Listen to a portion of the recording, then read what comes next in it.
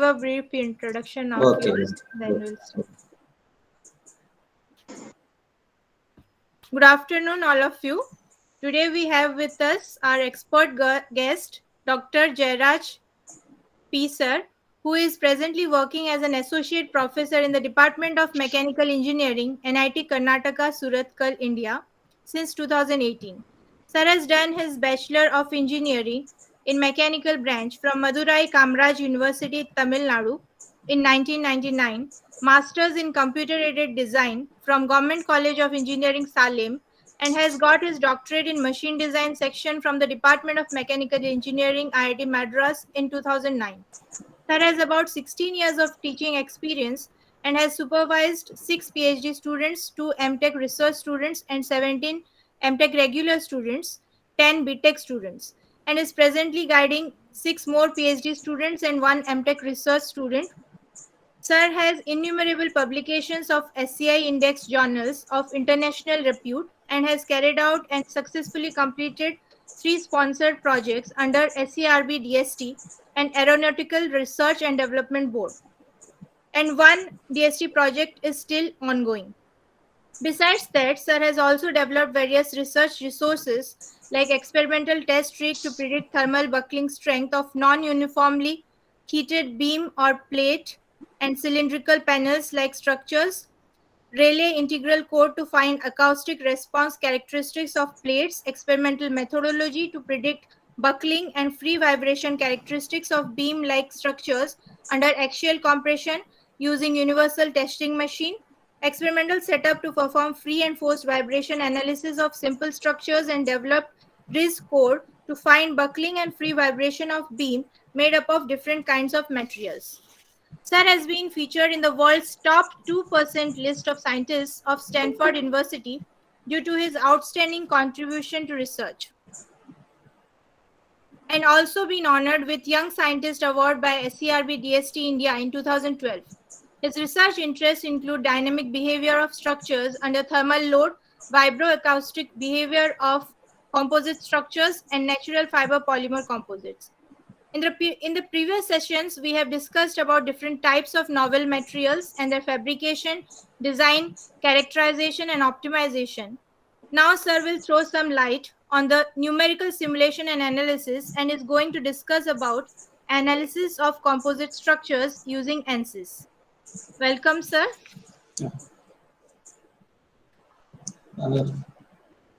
Thank you, madam, for the nice introduction, and I thank the organizers for giving me an opportunity to discuss about modeling of composite structures using ANSYS.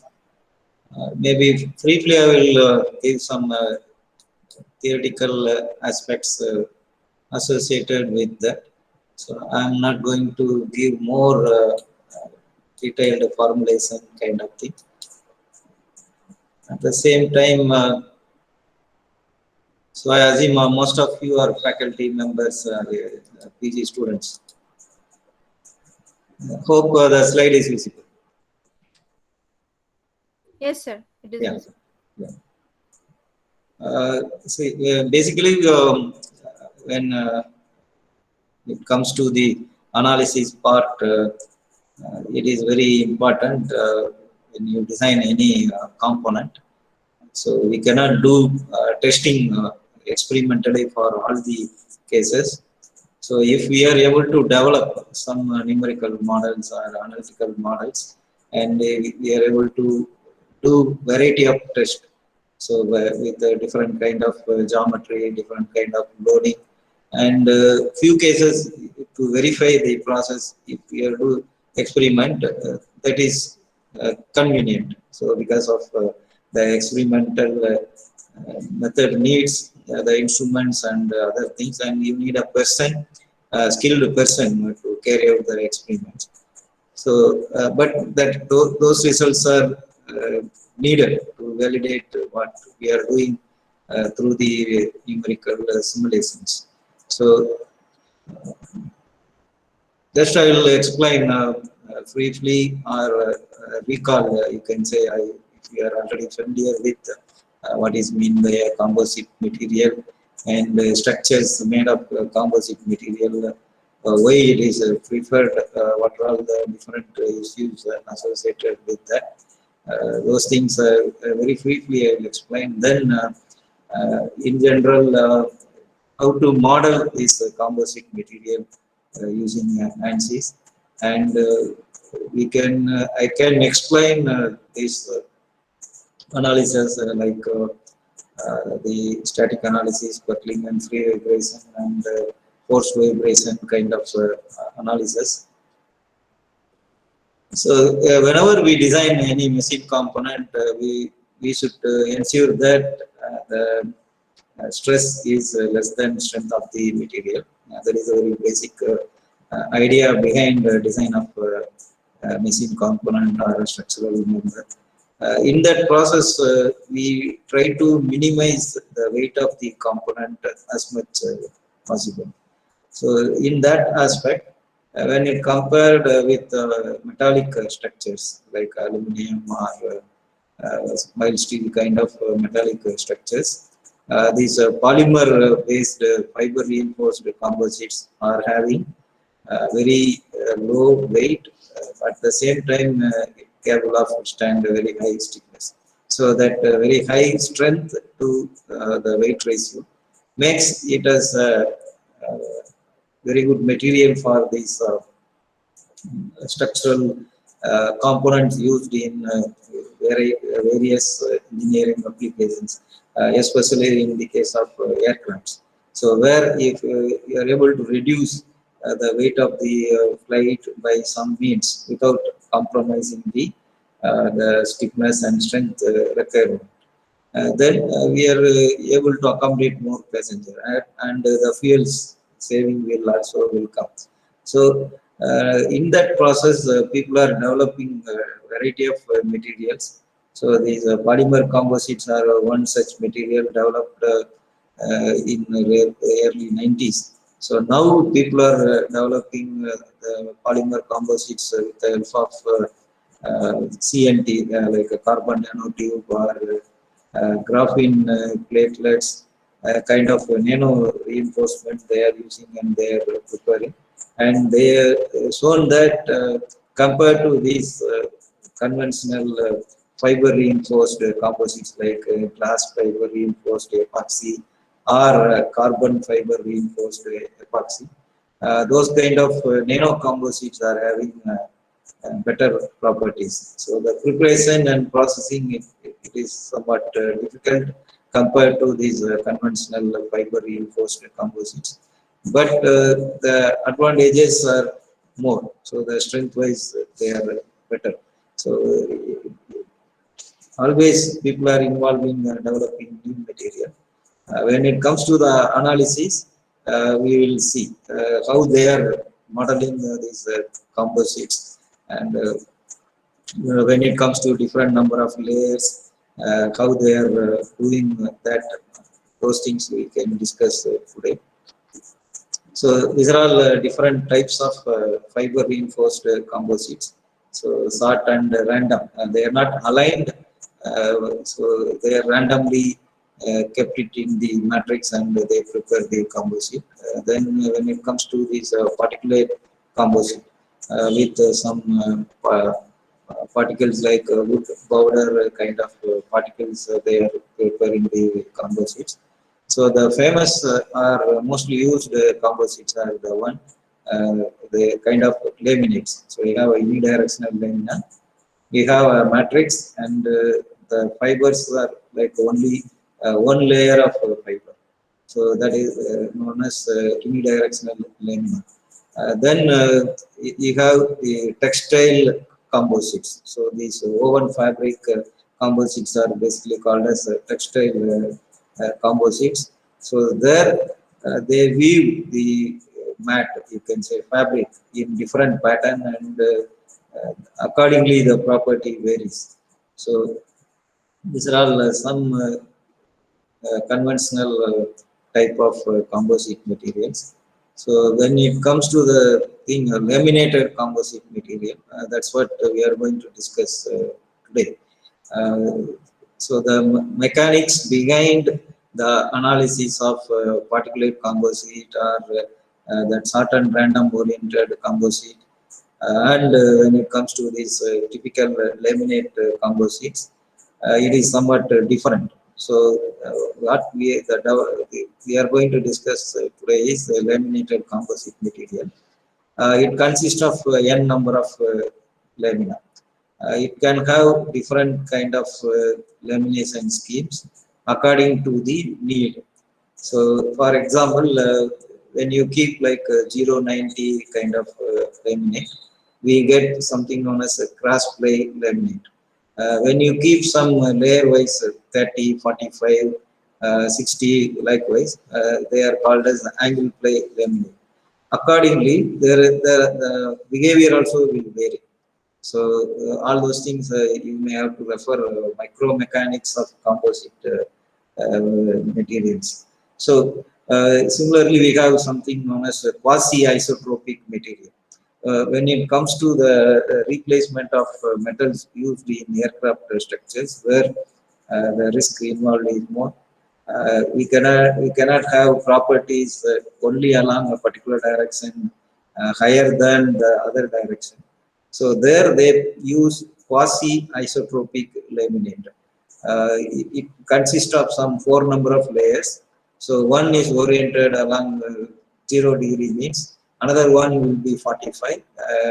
So the 45 will be going both the side with respect to the central axis. Then you will have plus 90, 135 likewise. So the fibers are oriented along all the directions, so that the properties will be similar in all the directions. So that likewise, we can tailor the properties by changing the lamination scheme. So that is the advantage of this composite material. According to the nature of application, you can vary the orientations, and accordingly the properties are going to vary. So as I mentioned, I'm not going to talk very in detail about the mechanics behind the development of equations. So I will be only highlighting some of the aspects. So when it comes to the micromechanics, stress and strain and stresses are computed at constitution level, that is at fiber and matrix. So necessary to describe microstructure, including fiber space, geometrical distribution, and material properties of the constituents.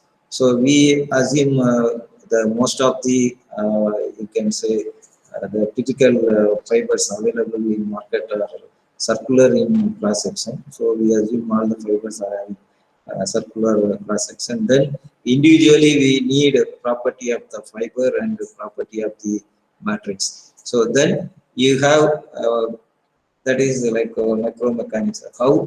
How many layers are there, and accordingly the properties will vary.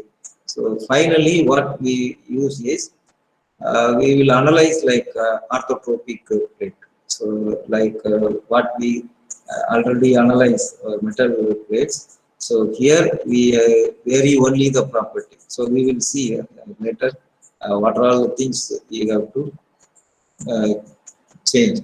So the major difference between the properties of metal and fiber reinforced composite laminates. So the material properties. So we call these as transversely isotropic material properties. What they do is they prepare the composite with some particular fiber volume ratio, so fiber and matrix ratio. Then they do test and they find the Young's modulus. So by keeping in two different directions, one along the fiber direction, they will find the property, that is E1. Then they will get another specimen perpendicular to that direction. So again they will do the test in universal testing machine, and they obtain E2. So because of that single layer, we get properties like E2 equal to E3. So likewise, they do test and they find these properties. So you can see the fibers are oriented along the first direction. So you have higher property in that direction. And in other two directions, the properties are equal, E2 and E3. Similarly, you have shear modulus. So when you want to analyze any composite, basically you need these material properties obtained through experiment. So if you are developing a new material and you want to do some analysis using finite element softwares like ANSYS, then you have to do test and you have to find these properties following the ASTM standards. So here we have taken two different material properties I have given, carbon, epoxy, composites. So these are all the numbers they have given to the composite based on the nature of carbon and the matrix. So these are just to show the difference in the material properties when it comes to the composite. We need only this. So I repeat, when we have a composite made of some four number of layers with a different fiber sequence, 0, 90, 90, 0, likewise some kind of sequence. But I need a property for only one case. So I have to prepare a specimen like a square or rectangular plate with the fibers oriented along a particular direction. You can say along the x direction. Then we have to cut one specimen along that direction, like the dark bone shape standard according to the ASTM standard. Then you have to do testing and you have to find Young's modulus, how we are finding for the metal. So in that same rectangular specimen, you have to cut one more sample along the y direction. Then you will get E2. So likewise, you will get these shear modulus and other things. Now there are some machines, instruments. When you give the material with zero fiber orientation, they will give these properties. So we need only these properties to model composite plate or any kind of geometry made of n number of layers. So we have something known as transformation matrix that will take care of finding the properties associated with some particular kind of fiber orientation. So experimentally, we don't need to calculate for all the fiber orientations. We need to calculate only for zero fiber orientation. So here we have seen the lamina is made of, laminate is made of n number of individual layers. So when it comes to the modeling, it behave like plane stress behaving because in the thickness direction there is no stress. So and one plate, one layer is kept over another layer. So that leads to this kind of stress relations, sigma z0 and shear stress in xz plane and yz plane equal to 0. So because of this, the analysis will be converted to a plane stress analysis. So these are all some things associated with that. So assume the plate or the component is made of n number of layers, starting from layer 1, 2, 3 and n. So layer wise we calculate some property and finally we calculate the stiffness of the plate and the mass of the plate. So these are all some typical equations. So anyway, I am not going to explain these things in detail. And the important thing is this ABBB matrix we used to say. So this NX, NY, NXY and MX, MY, MXY are basically force and moment resultants. So they are a function of, this is like your stress strain release. So it's not basically force and moment, how they are related to strain and curvature. So here you can say like something with A, some parameters, constants are with letter A, and another one B and D. So this connects the bending and in plane stretching behavior. So when it comes to metal, they are independent. So here they dependent on each other. So here that's the meaning of this ABBD. So when I consider the force in x direction, that is going to be function of both the bending components and the curvature components.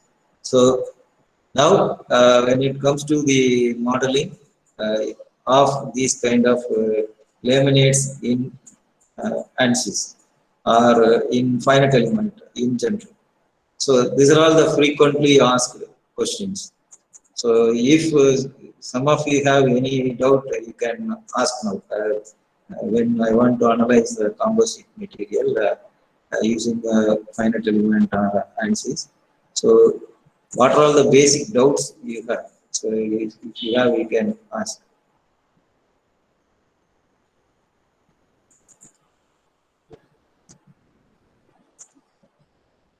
Okay. So when it comes to the geometry, you no need to model the fibers.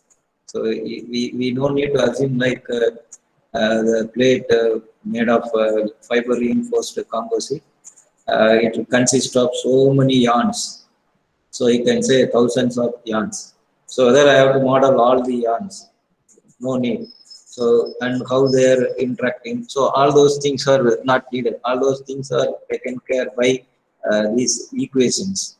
So we have to model only the mid surface of the component. So for example, if you are modeling some kind of curved part of automobile or aircraft, only you have to extract that mid surface, that geometry, how it varies. So that only we have to model. So we no need to model the fiber yarns, all those things. So you can model only that geometry, external geometry. So that's what given here. So surface corresponding to the mid surface has to be modeled, and no need to model the matrix and layers individually. So there we have something known as representative volume element.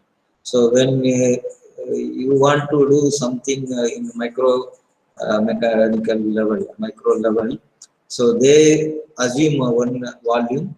So in that volume, how the fibers are oriented and what is the interaction between the matrix and fiber. So in that case, people consider the layer and this matrix material, how it is interacting. So there they model all these things in representative volume element method. So we are going to analyze the macroscopic manner. So we can ignore all those things and still you will get better results. So geometrically, we no need to model the actual component. When it comes to like a plate-like component, you can model only the area to represent the plate. So that's what we might have done for the metal also. So geometrically, there is no variation, whether it is a metal or a composite. So geometrically, how you modeled the beam or plate or some other component, same way you can model. So when it comes to the material modeling, so here we have the difference. So orthotropic property has to be given. Properties corresponds to zero fiber orientation should be considered. So for every existing material like glass epoxy or carbon epoxy, Kevlar epoxy kind of material, these values will be there. So in literature, what they obtained through experiment. So we need only this information. So that we have to feed it here in our numerical study. So properties corresponds to zero fiber orientation should be considered. Then we have these issues in composite. Uh, it consists of how many number of layers and what is the thickness of each layer and what is the fiber orientation of each layer. So all these properties we can specify in the software. So you can, if you say in ANSYS, there is a way. So you can model some n number of layers with a different thickness and different fiber orientation. Even you can model first two layers are made of carbon epoxy. Next two layers are made of glass epoxy, and another layers are made of metal, like you have fiber metal laminate. So all those things are possible with the software. So then we have this post processing. So when it comes to post processing, we can store the results layer wise. So why we need result layer wise, we will see later. So unlike metal, the properties are like isotropic in nature, and there will not be any sudden variation in the stress because of that. There is no property variation. So here there is a property variation. So according to the layer orientation, the stress and deflections will vary. So we need to get the results corresponds to every layer. So how to model these composites? We use this cell element. So remember, we are considering components which are very thin. The thickness is very less compared to the length and width of the component. So as I mentioned, the frame of uh, aircraft or wing of the aircraft. So the wing of the aircraft you can assume like it is having a variable thickness and it is having a skew kind of geometry. So when I want to analyze, I can consider only that skew kind of geometry. That variations in thickness I can specify indirectly. So we use this cell element. The cell element, if you are studied finite element, you may be familiar with this word.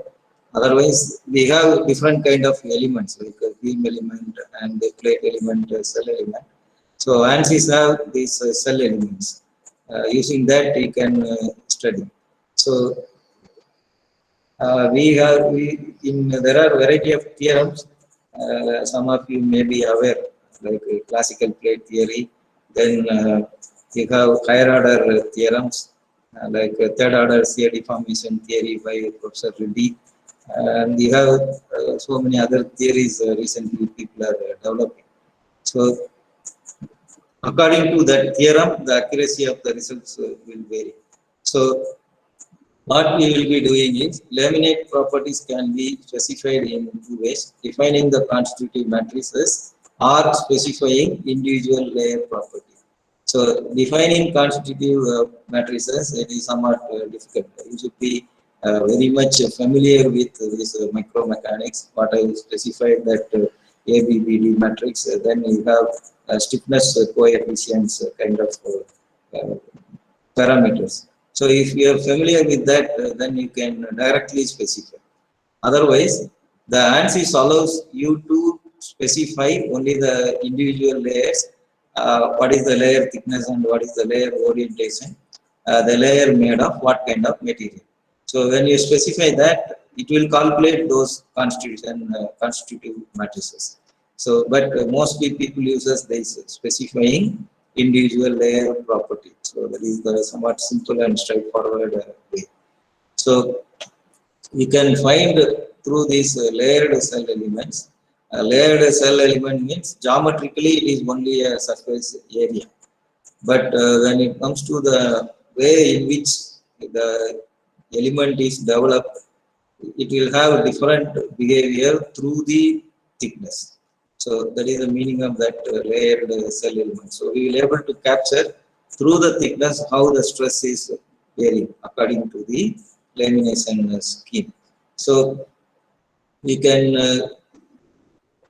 they develop these elements by considering all these parameters.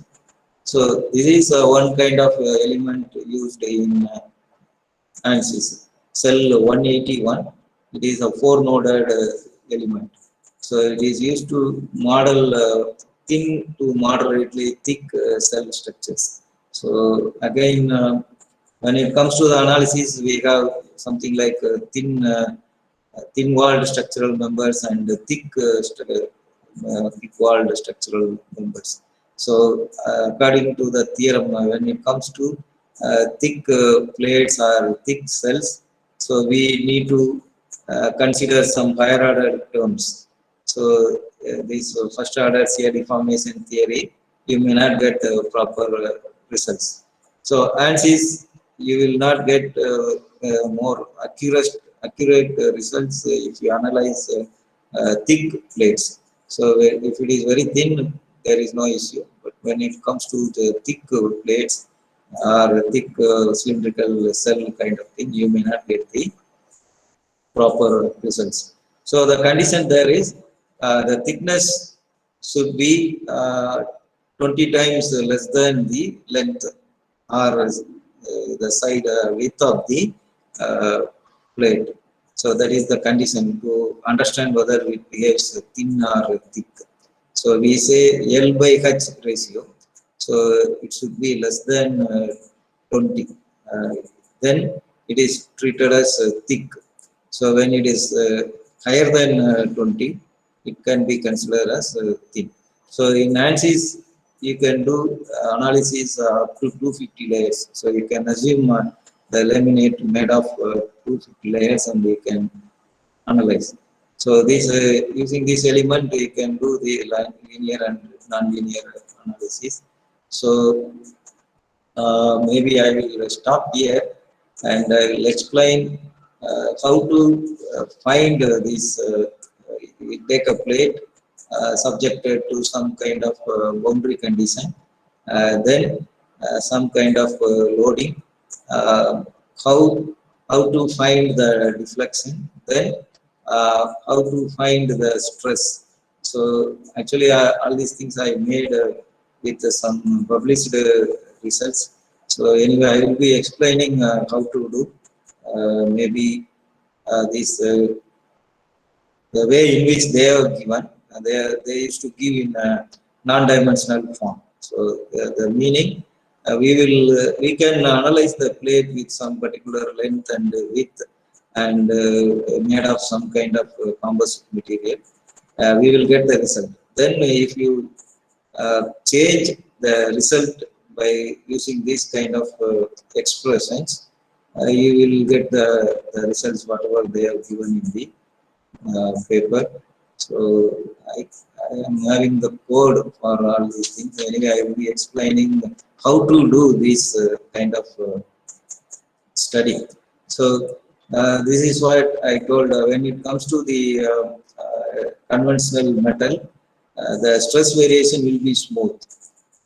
Here it is a three-layer plate, 0, 90, 0.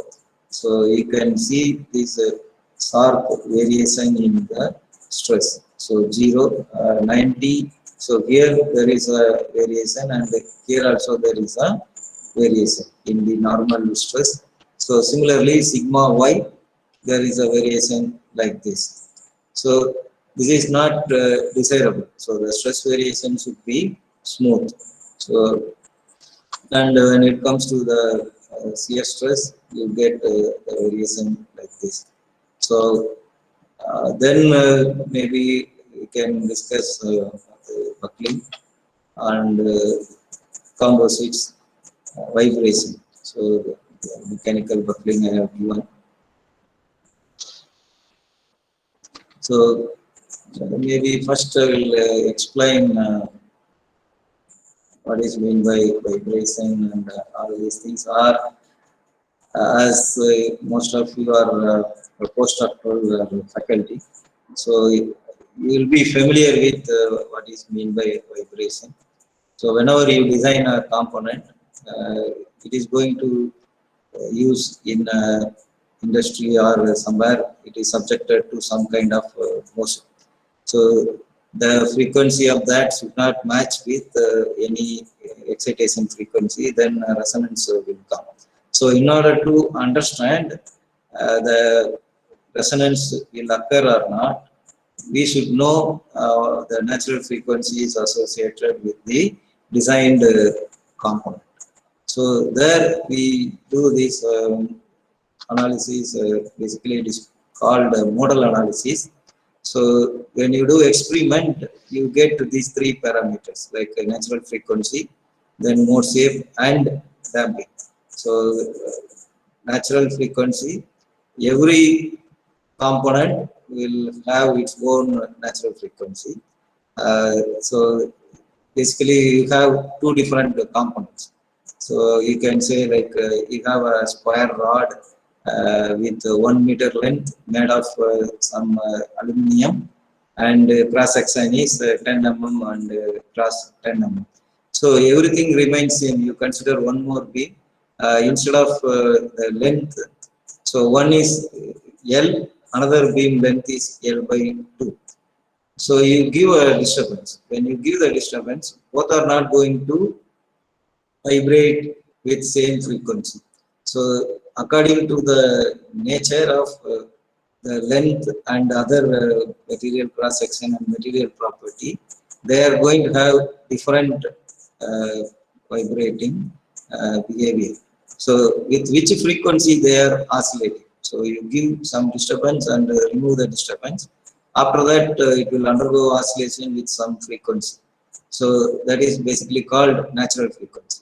So why we are calling that as a natural frequency is according to the nature of the materials, material with which you used to fabricate, and the geometrical variations, whether it is a square or rectangular or circular or any channel section, and what is the length. So all these parameters will decide.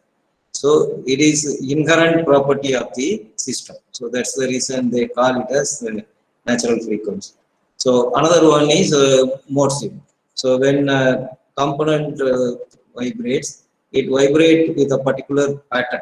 So the pattern with which the component is vibrating is known as mode shift. So the last one is damping. So we give the initial disturbance and remove the initial disturbance. After making some number of oscillations, it is going to come to rest. So by some means, there is a loss in vibration energy. So the way in which the vibration energy loss is taking place, that mechanism is basically known as damping. So these three are important parameters. So in ANSYS or in finite element, you can do these first two easily. So damping, you need some experimental data. So these are all different kind of mode shapes of cantilever beam. So you can see the component is the same, but it is capable of vibrating in different pattern. So when it vibrates different pattern, it will vibrate with different frequency. So that different vibrating, inherent vibrating capability of the structure is basically known as mode shape. So when it vibrates with a particular mode shape, it vibrates with some associated frequency. So that frequency is basically known as natural frequency. So here, when it comes to the composite, it has some advantage in terms of damping. So the metals are like a single phase material. So there is only one kind of material. Here we have two phase material. One is the fiber, another one is the matrix. So when a system undergoes oscillation, there will be interaction between these matrix and fiber. So the energy dissipation will be better. So when it comes to the damping, the composites are better compared to the metal because of this fiber matrix interaction. So these are all the things I kept just to explain what is meant by resonance and how experimentally we calculate the natural frequency. So I already mentioned, you take two different beam. So the material is same, cross section is same. Only thing, one beam length 1 meter, another beam length 0.5 meter. So when you give the initial disturbance and after the initial disturbance, if you record the oscillation with respect to time, both the beams are going to have different kind of time history. So that is the technique the engineers use to find the natural frequency. So they capture that oscillation with respect to time. Then they do this first Fourier transform. Uh, they convert the time domain results into frequency domain.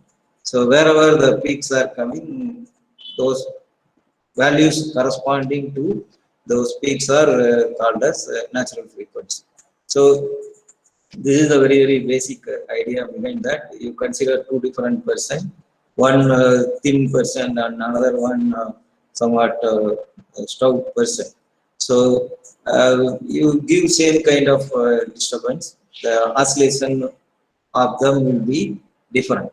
So when you capture that oscillation, you will able to find the frequency through this fast Fourier transformation conversion. So these are all the mathematics part. So already all of you will be familiar with this omega equal to k by m. That only written in mathematical way. So here you have omega k and psi k. So omega k is basically the circular natural frequency and psi is the mode shape. So there will be n number of sets of omega and psi satisfying these equations. So they are all called as natural frequency. So it is basically eigenvalue problem. So it is not that only one value is going to satisfy one set of omega and corresponding psi is going to satisfy this equation, like what I have shown here. So the beam is same. Here we have shown only 6 modes. So, but there will be some, theoretically speaking, infinity number of mode shapes will be there. So in finite element, if you model with some number of degrees of freedom, that many number of mode shapes you will get. So mathematically, when you consider the first lateral bending, there corresponds to that you will have one omega and one psi. So here. So similarly, for with respect to second, you will have one omega and one psi. So there are n number of sets of values of omega and corresponding psi satisfying this equation. So the advantage is we no need to do experiment several times. We can do with the help of a computer whatever. I can easily change a square plate into a rectangular plate, and in that I can make a square hole or a circular hole wherever I want. I can make, and I can find how those things are influencing the natural frequencies and mode shapes. When it comes to experiment, every time I have to prepare the specimen and I have to prepare the sample and I have to do test and I have to interpret the result. So that is the disadvantage of experiment, but experimental results are the ultimate. So, but the numerical method, when you develop some method which are giving the results very close to the experimental results, then you can vary different parameters and you can analyze the geometrical parameters variations on the frequency and mode shape kind of thing. So that's why, in that way, the numerical methods are powerful. So when it comes to the FEM, the disadvantages are modeling assumptions. So we make a lot of assumptions while modeling the composite plate or some kind of structure. So there, that assumptions will create some error in the solution. So one I mentioned, like thick and thin cases. So component interactions are difficult to predict. This is in general. So assume we have internal combustion engine connecting rod, crank, and the cylinder, piston cylinder arrangement.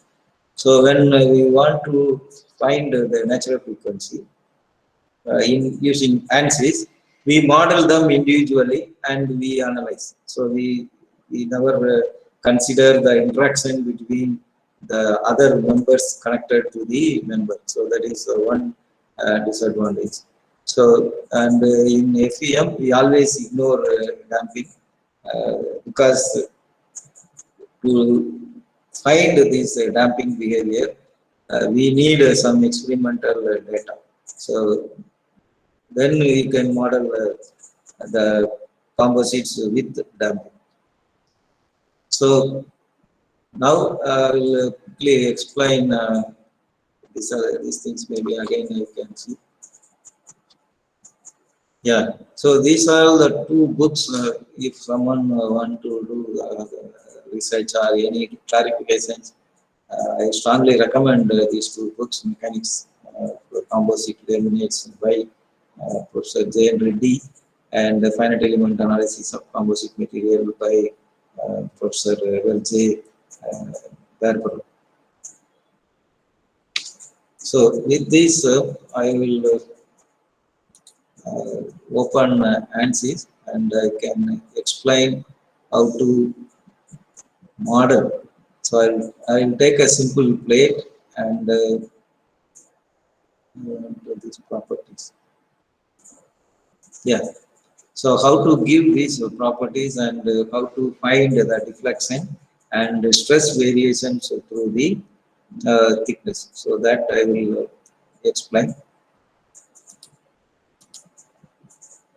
So hope ANSYS screen is visible.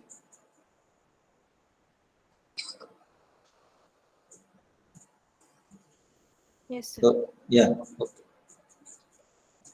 So before that, if anyone is having any general doubt regarding ANSYS modeling of composite plates, you can ask.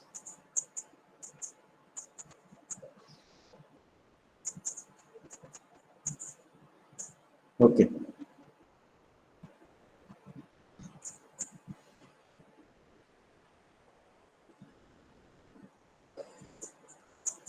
Okay. So you will get this screen when you open ANSYS. Basically, the background may come in black color. You can change that. So here you get these options. When you click preferences, you get these three options: structural, thermal, ANSYS fluid.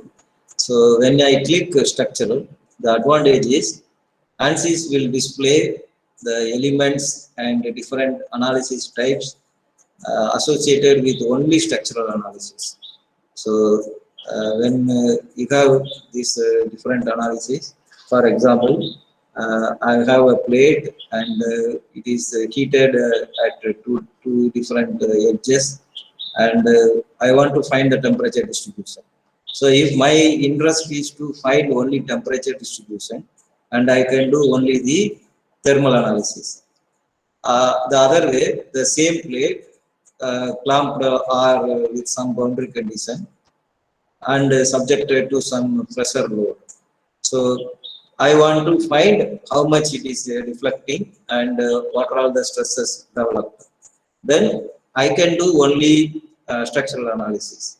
So the ANSYS has so many number of elements and corresponds to thermal, corresponds to fluid, and you have piezoelectric analysis also, acoustics analysis also. Lot of things are there.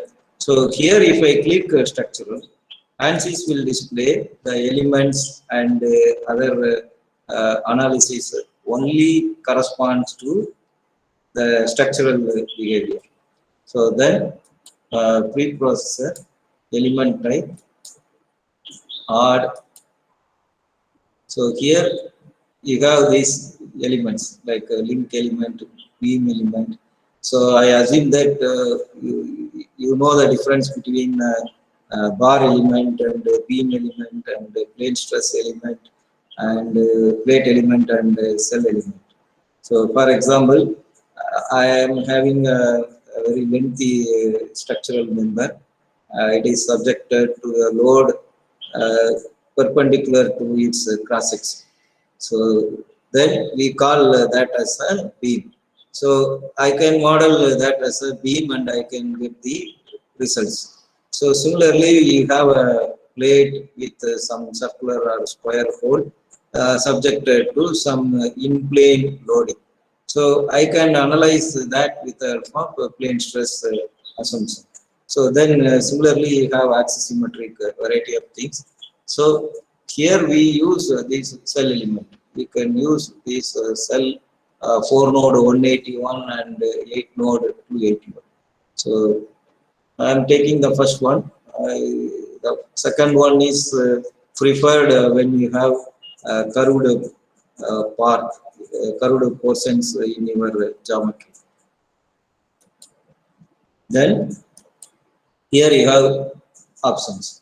So whether we are going to analyze only the membrane behavior, meaning only the in-plane behavior, or both in-plane and bending behavior. So when we want to analyze both membrane and bending, you click this one. So other things, storage of layer data. So this is what I was mentioning. When you click this all layers and plus middle layer, so it will store the layer data accordingly. So we will able to get with respect to the first layer what is the stress, and with respect to the second layer what is the stress, likewise. So when I say all layers, we can do. So all these user thickness option and integration options, when you do research, you will be able to understand. So these very basic things only I am explaining. So then material properties, material model, structural, linear, elastic, orthotropic. So here you have to give these all these properties. So this is, assume I am taking the first material. So E1 is 133.86. So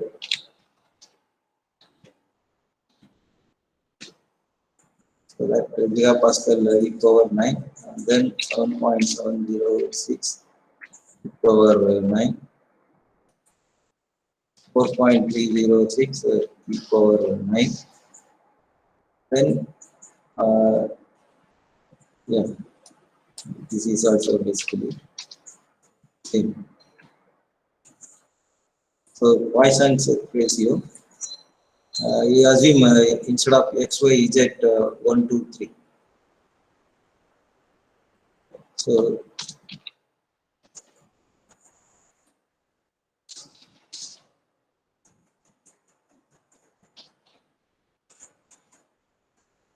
So then CL modulus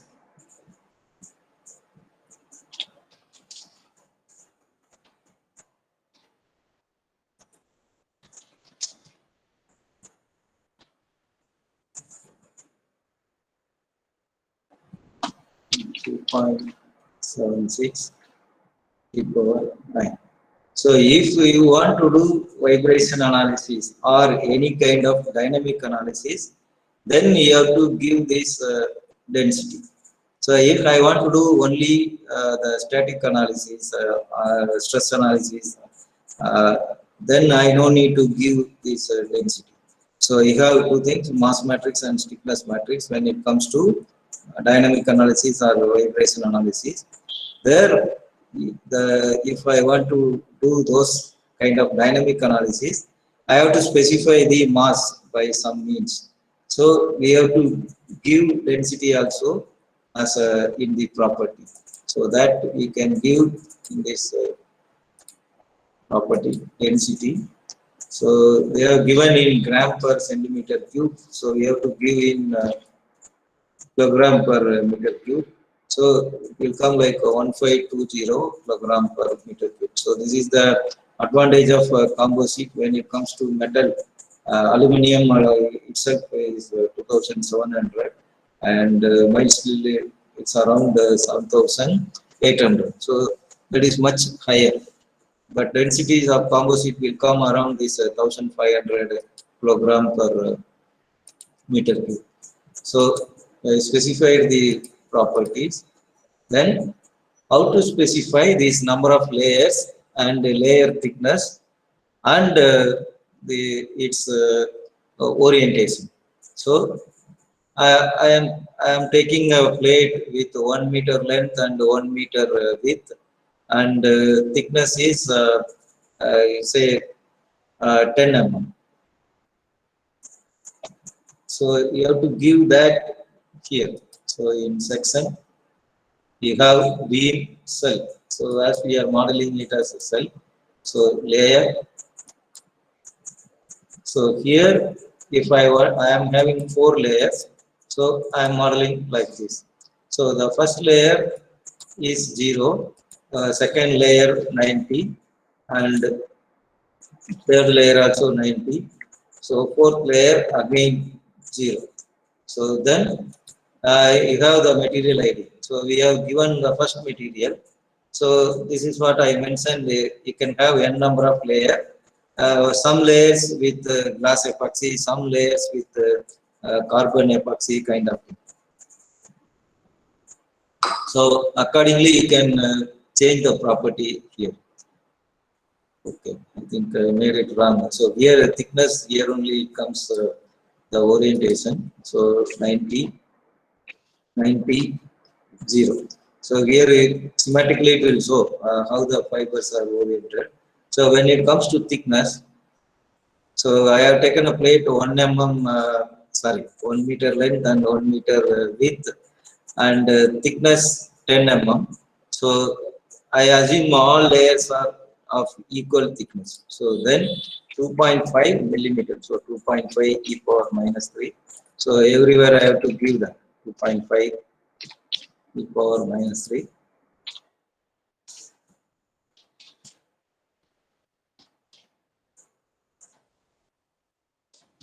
So in general, we assume all are of equal thickness. So if you can have different thickness also. So this is how we specify the layers are made of which material. Here material ID and what is the orientation and what is the thickness. So then you can do the modeling.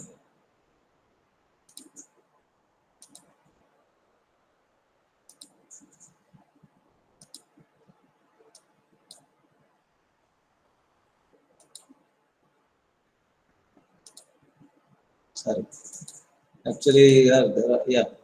So I'm creating 0, 1, 0, 1. So I'm creating an area. Yeah. And you also no need to think whether I have to orient the plate in XY plane or YZ plane, likewise. So you can model keeping the in either in XY or YZ. So accordingly, the transformation matrix what they use will take care of those changes. So now we model then meshing.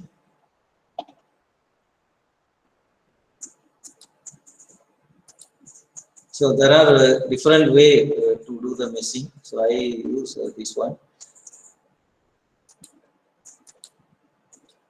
So when I use this manual size, global size, I will get this element edge length. So either I can give number of divisions. If I give 10, so what it will do is it will find out the largest dimension, that divided by 10. So with that many number of elements it will create. So here element edge length means I have to specify if 1 meter is the length, I have to specify 0.1 is the element edge length. Then it will create 10 elements. So you can give any one. So then mesh.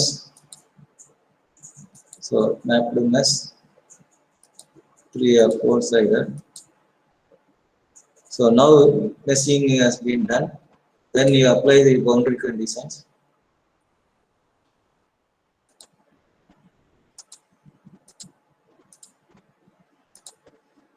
So I'm giving on line. Actually, you can give on the line, or you can select those modes and you can construct. So any both the way you get same kind of results. So I'm applying a pressure. So I'm applying pressure on areas. So the pressure value. So here again you can have a pressure distribution across the surface also. So all those things are possible with ANSYS. So I'm going with a constant value, and I'm applying like 1 Newton per meter square. So I'm applying a unit value. So we have applied the pressure. Then you can solve. So now solution. So basically what we are doing is a static analysis.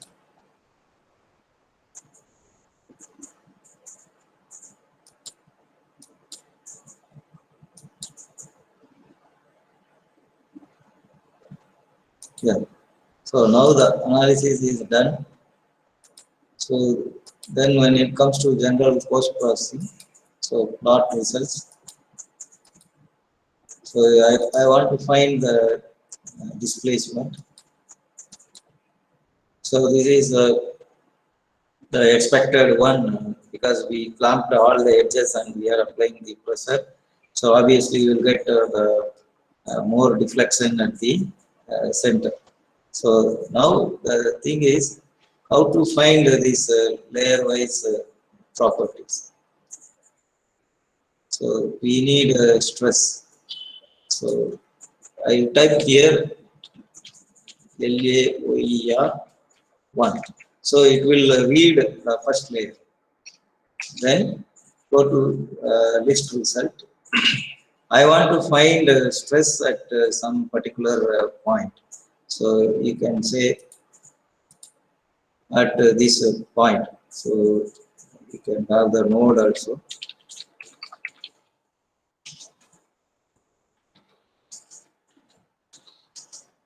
So I want to find the stress at point 17. So then list results. So I have to select that point. So select entities, node. So I am selecting that 17.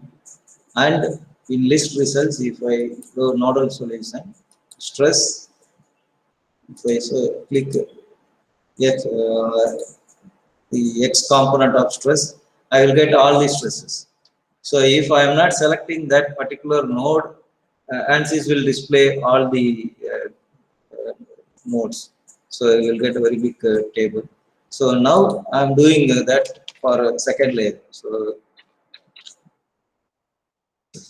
ANSYS you can type fully in capital or fully in small letter, or you can mix both. So it is not case sensitive. So it will take both. So I have referred a layer 2. So then nodal solution. So I click this. So I am getting other stress. So you can see for the first layer it is 2034. The second layer is very less, in the order of e power minus 30. Because first one it is zero fiber orientation. So there are fibers, more fibers are there along the axial direction. So the stress is less, more. When it comes to the 90 degree, the second layer, it is less. So it is in the order of e power minus 3. So again, I have to find this third layer. So I'm getting like this 116.17. So likewise, we can get the properties layer wise. So you can see the properties like Sx, Sy and Sz and Sxy, Yz and Xez. So because of this plate stress assumption, we always get Sz 0. So this is what done here.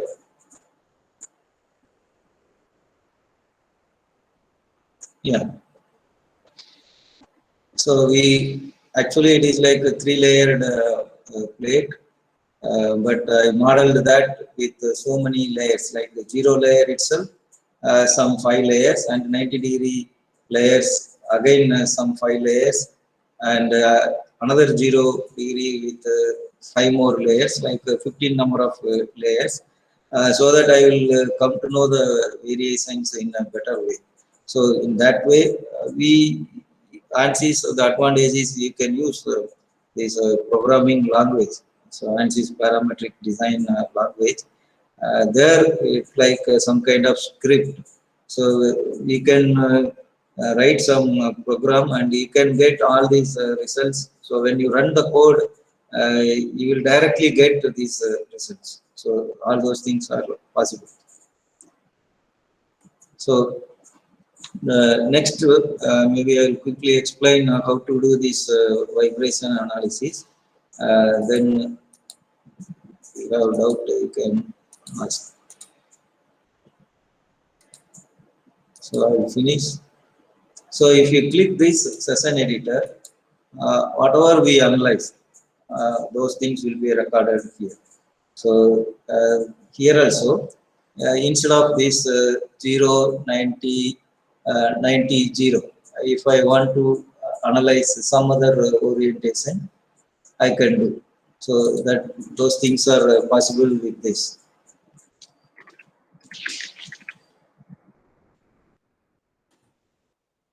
So what I am going to do here is I have taken whatever we have done on the same thing, and yeah, up to meshing I am going to take from this. So this loading is not needed.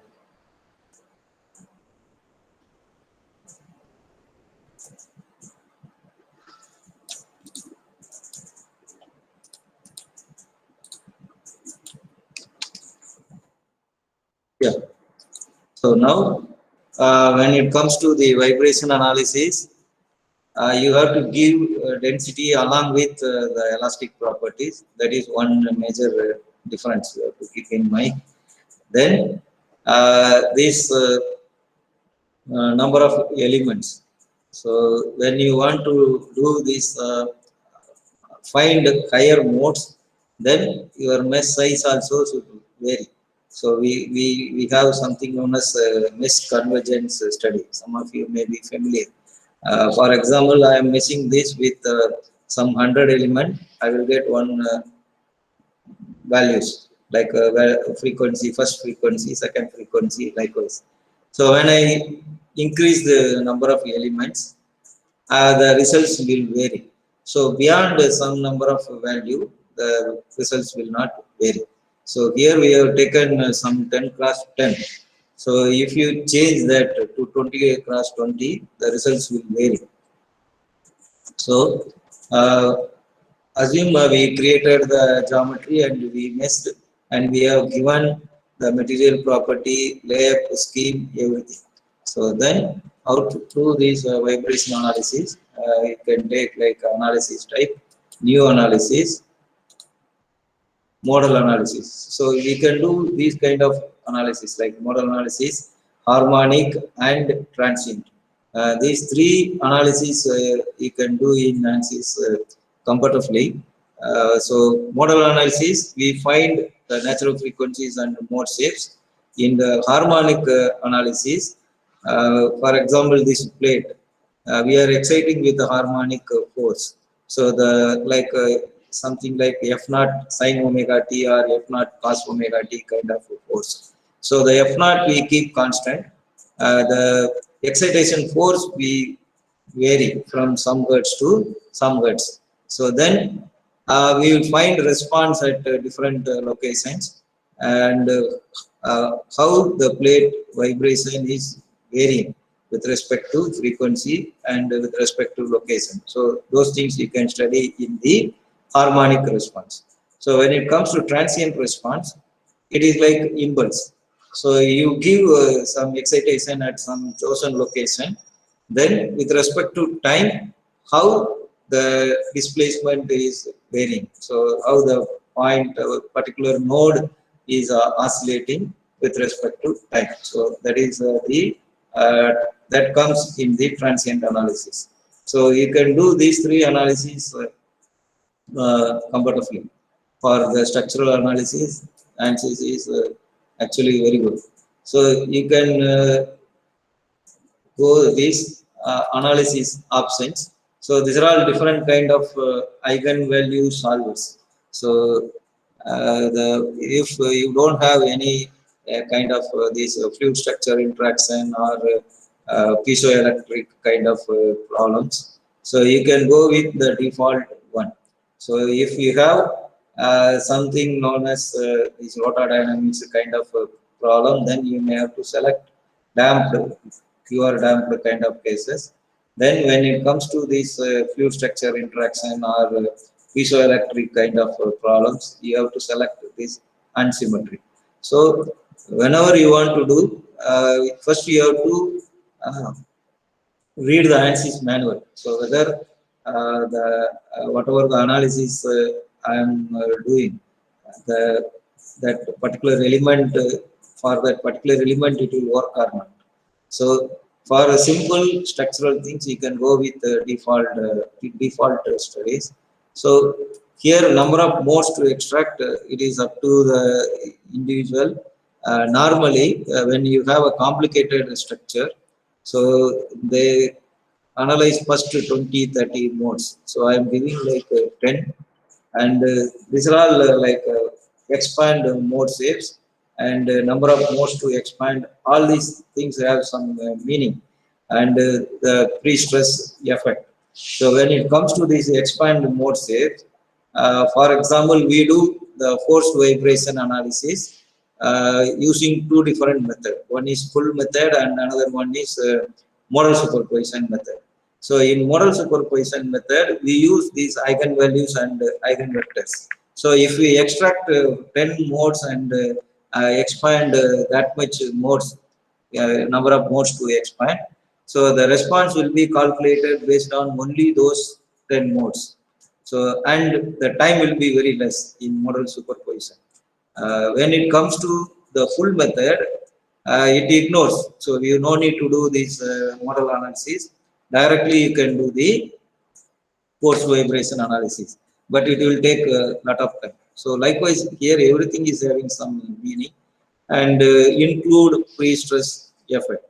So what is the effect of free stress on the natural frequency? So you take some strings in musical instruments like guitar. So they use some kind of nut kind of arrangement, and they tighten the strings often. So when the string is with some small amount of tension, then it will vibrate in a different manner. When it is fully tightened, relatively the tight, it is the tension is more, then the frequency will vary. So before doing the oscillation, before the structure undergoes oscillation, the structure is subjected to some kind of preload. So those things are coming under this free stress effect. So everything has some meaning. You can choose accordingly. So this is the one advantage: end frequency and the starting frequency. So you are designing, you design the component, and you know that you have to fit that component into some other component. So that component is vibrating with some frequency. So that frequency you have to check whether the designed component is having any close frequency to that frequency. So if I know the excitation frequency, then I can keep here. So my excitation frequency is 100 to 200 hertz. So I want to know whether the designed component is having any frequency between that 100 to 200 hertz. So if I keep here that 100 and 200, ANSYS will display only the natural frequencies available in that range. So it will be useful only if you know the excitation frequency range. But if I don't know the excitation frequency range. I want to find out natural frequencies and mode shapes of the system. Then you have to leave these as a blank 0, 0. So then you can do this solve here. So in general post processor, you will get result summary.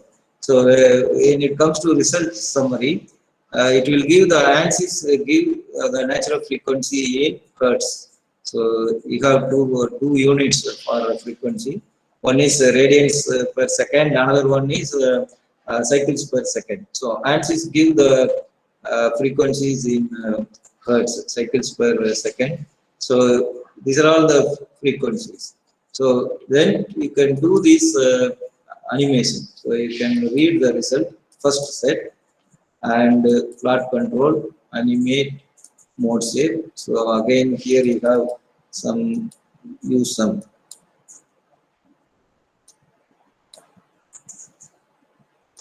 We hope it is visible. So next is set. So these are all, you can say this is the second mode. So this third mode. So likewise, you will get some n number of modes. So if you go higher, see it goes like in harmonic pattern. So like you can visualize first harmonic, second harmonic, third harmonic, likewise. So you'll see the last one. See, here you have some number of harmonics along x direction and some number of harmonic along the y direction. So if you increase the number of elements, then those harmonics will be clearly seen. So that is the issue with this FEM kind of finite element method. When you want to find the mode shapes and the higher frequency, then you have to select that kind of mesh size. So there is one thumb rule. The minimum number of elements should be 6 elements per wavelength. So wavelength for one cycle, what is the distance? So if you have a lower mode means the wavelength will be higher. So higher modes means the wavelength will be shorter. So when the wavelength is shorter, then this number of elements, 6 elements per wavelength. So accordingly, the number of elements will be very high. So the idea is very simple. If you have the 6 elements per wavelength, then we will able to see these variations in a very smoother manner. So that is the idea behind that. So here we are able to see these variations. See, like this. It looks like almost a triangle.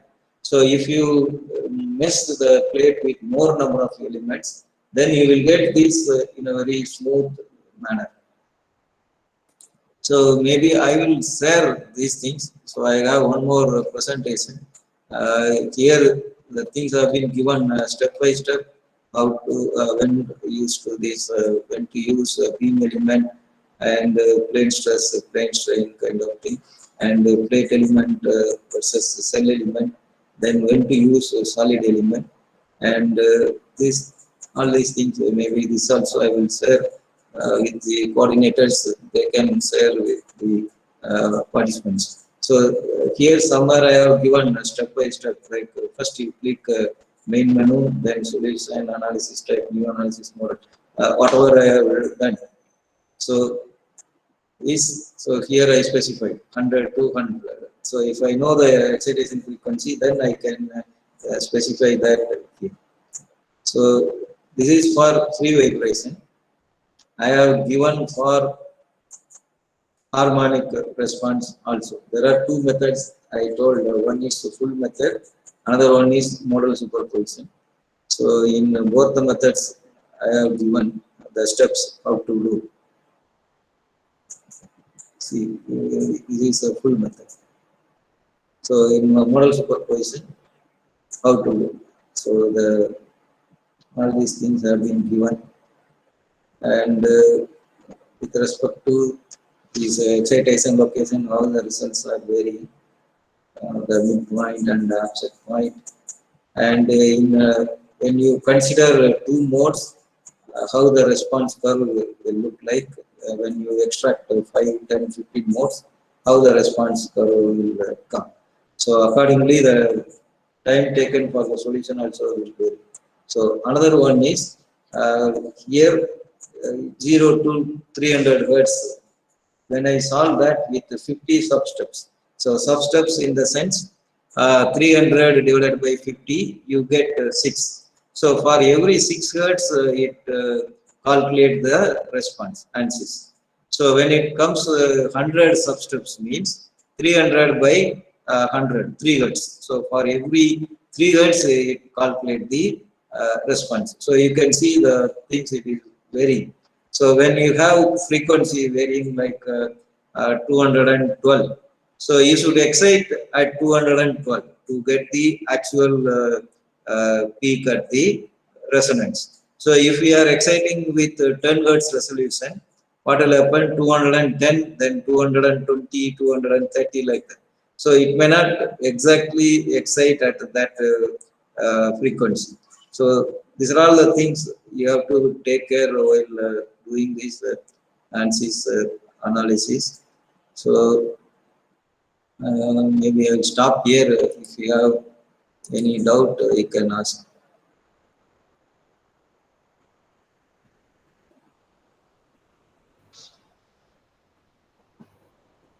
Thank you, sir. Yeah. Every from the audience, are there any questions? Priyadarshi, sir? Yes, sir. You can Yeah. Good ask. afternoon, sir. Yeah, yeah. Sir, in that slide you showed that for unidirectional fibers, the E value for E1 value for glass carbon epoxy composite beam, that is 136 point something Yeah, yeah, yeah.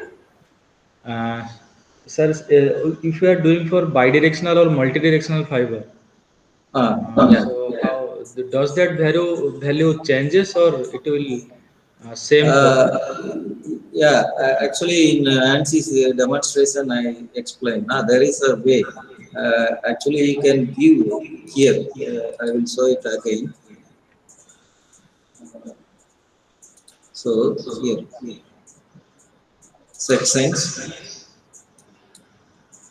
So here I can specify this how many number of layers. So if there are 4 layer means I have to create these. Initially it will be like only one layer. So if you keep odd layer, likewise you will get the layers ordered. So here what we analyzed is 0, 90, 90, 0, 4 layered plate. So Yes, sir. you asked like mat, na? So it comes like 0, 90 combination. So 090, sir, again that is Yeah, it bidirectional? yeah, that is bidirectional. 0, 90 is bidirectional. Correct. So, sir, the E value would be changed, sir, or it will be same, that 136 point something. Yeah, yeah, I repeat. Actually, I told how it should be done. Experimentally, basically, we have to prepare some square or rectangular plate with zero fiber orientation. Then you have to make a dark bone shape uh, along the horizontal direction and along vertical direction. Then you have to do testing. You will find E1, E2, G12, all those things. So that should be given in the material property. So material property, we are giving the values corresponds to zero fiber orientation. So here I am specifying 0, 90, 90, 0 or any kind of fiber orientation. ANSYS will calculate the properties according to the fiber orientation, whatever you are specifying. So Yes, sir. you no need to give a separate property for unidirectional or bidirectional. So you have to give the properties of unidirectional in the material property. When it comes to bidirectional, if the plate is made of some thickness T, so you have to make it like a two layer. First layer 0, second layer 90 degree. So then first layer thickness is half of the thickness of the plate. Second layer thickness is half of the thickness of the plate. Like that.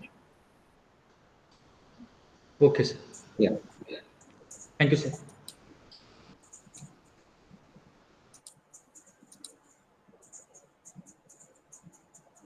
Any more questions from the audience?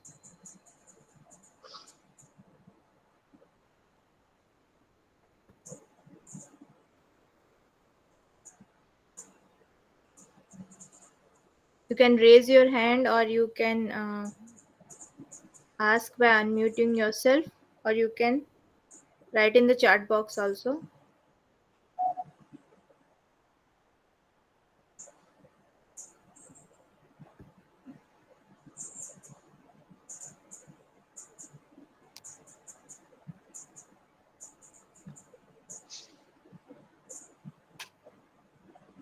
I think we don't have any questions, sir. So Okay. thank you so much for giving a nice presentation and teaching us all about numerical simulation through ANSYS. And, it was very informative, and myself also I had some doubts in certain points. It was Okay. became clear about particularly about laminates, and Okay. thank you, sir. Okay. Thank you.